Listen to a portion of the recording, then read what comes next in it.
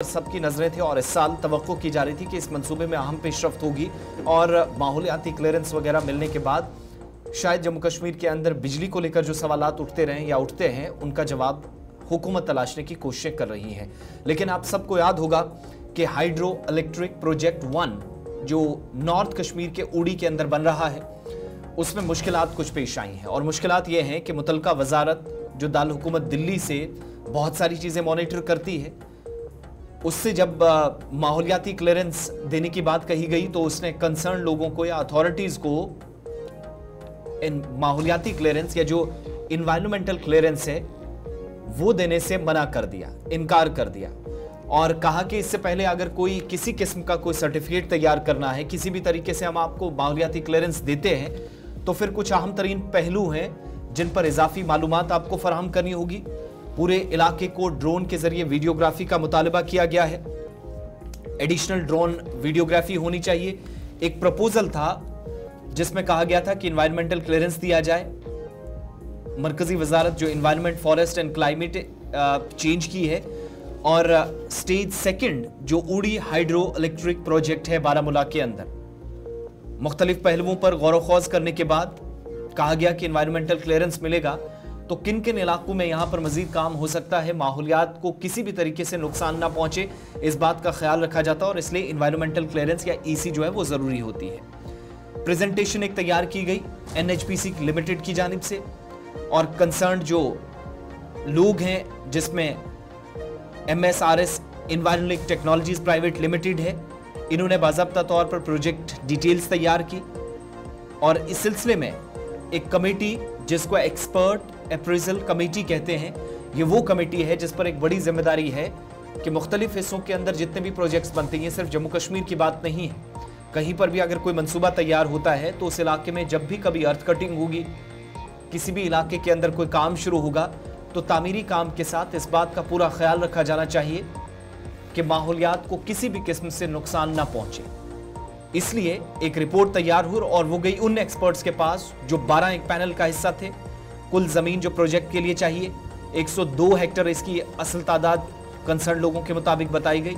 और कहा गया कि नॉन फॉरेस्ट लैंड यानी जो जंगलात का इलाका नहीं था वो तकरीबन 85 हेक्टर, 17 हेक्टर के आसपास जो जंगलात की ज़मीन इसके लिए दरकार है। स्टेज 1 में फॉरेस्ट क्लियरेंस भी ज़रूरी चाहिए था लेकिन मुतलका वजारत ने अभी भी कहा गया कि उसको भी सारी चीज़ें अंडर प्रोसेस छोड़ दी गई हैं, कोई इस पर खास पेशरफ्त नहीं हुई। इस पर मजीद ज़रा बात करेंगे जिन पहलुओं पर वीडियोग्राफी मांगी गई है,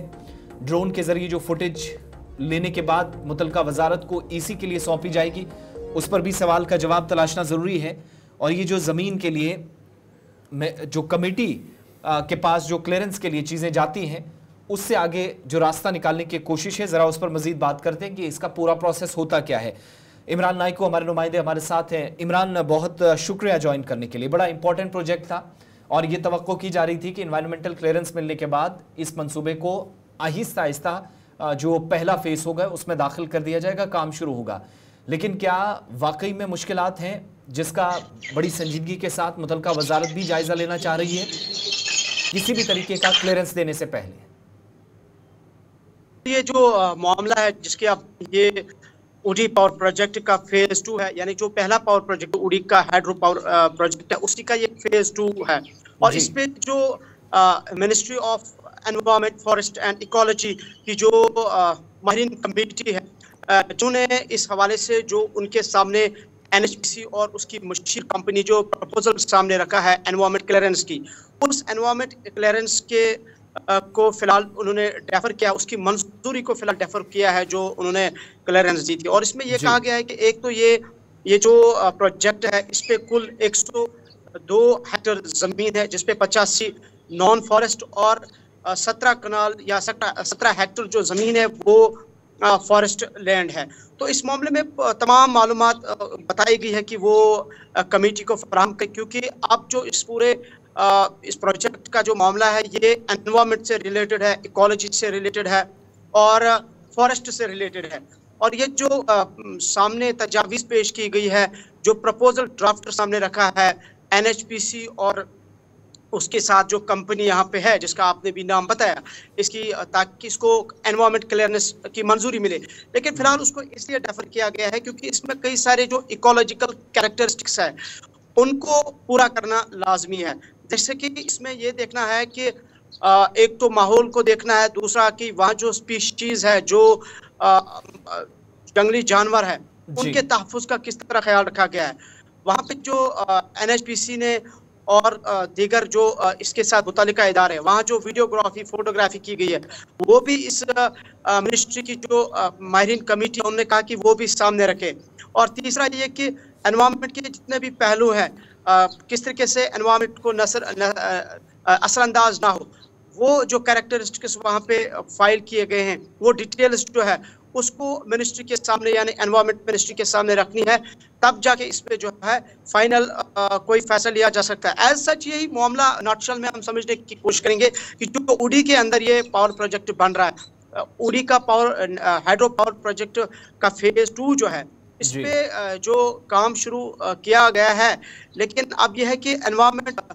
जो क्लियरेंस है वो इस पे लाजमी है। तो इसलिए मामला यही है कि तमाम पहलुओं को पूरा करने के बाद ही वज़ारत की तरफ से इनको क्लियरेंस दी जा सकती है। और ख़ासकर जैसे कि मैंने कहा कि जो भी इकोलॉजिकल कैरेक्टरिस्टिक्स है और एनवायरनमेंट के जितने भी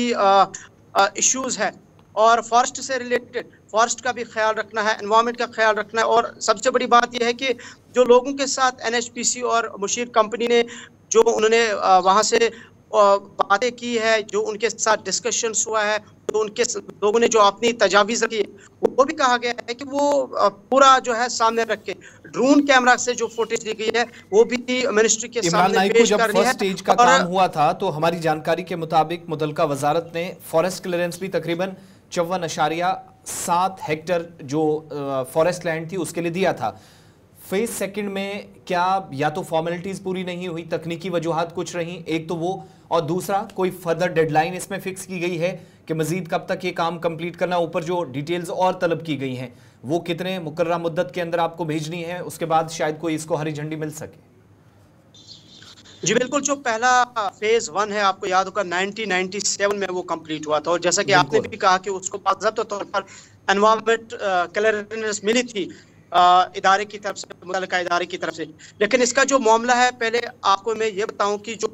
लोकल्स हैं उन्होंने पहले इस पे एतराज़ात किए थे, और इसलिए कि एक तो वहाँ जंगल का कटाव हो रहा है, फॉरेस्ट लैंड इसमें जारी है, दूसरा ये कि माहौलियाती आलूदगी का इससे खतरा लाक है, तीसरा ये कि जो जंगली जानवर है, जो वहाँ पे जो भी स्पीशीज है उनको वो इसे मुतासर हो सकते हैं, और तीसरा ये कि as per the norms rules and regulations इस तरीके के जो भी प्रोजेक्ट्स बनाए जाते हैं तो उनको लाजमी है कि उनको रूल्स एंड रेगुलेशंस के तहत ही मंजूरी मिलती है। और इस पे हालांकि जो पूरी जो प्रपोजल है वो ड्राफ्ट तैयार किया गया है और इस कमेटी के सामने रखा भी गया है, लेकिन कमेटी ने उसी प्रपोजल को अब रिव्यू किया है, और उसी रिव्यू के करने के बाद उसमें कुछ चीज़ें जो है वो पाई गई है कि जिसको और बनाने की ज़रूरत है। तो फिलहाल इस कमेटी के लिए एक टाइम भी फ्रेम भी दिया गया है, और इस NHPC और इसके साथ जो मुशीर कंपनी है कमेटी की तरफ से उन्हें टाइम फ्रेम भी दिया गया है कि जो जो अभी आपके पास चीज़ें अभी इनकम्प्लीट है वो उसे करना लाजमी है। और ख़ासकर जैसे कि आपने भी शुरू में कहा कि वीडियोग्राफी जो इसमें ड्रोन फुटेज वगैरह जो है वो सारा मिनिस्ट्री के सामने। बहुत बहुत शुक्रिया।